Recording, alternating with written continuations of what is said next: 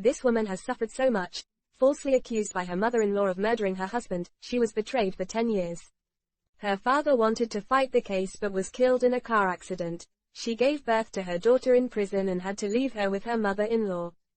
In jail, she cried every day, and the photos of her daughter were her only motivation to live, after enduring. Her first act was to take the photos and search for her beloved daughter. However, something unexpected happened. Her daughter called someone else, Mum.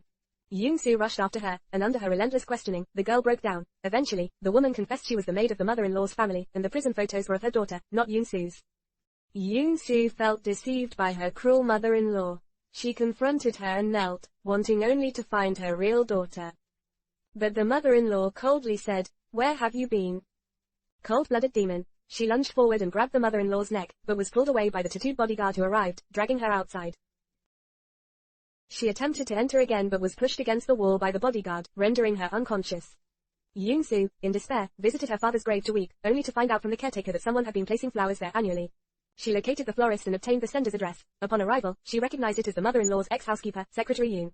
When questioned by Yoon-soo, Secretary Yoon avoided the topic. For days, Yoon-soo stayed at Yoon's house until Yoon received a call and left quickly.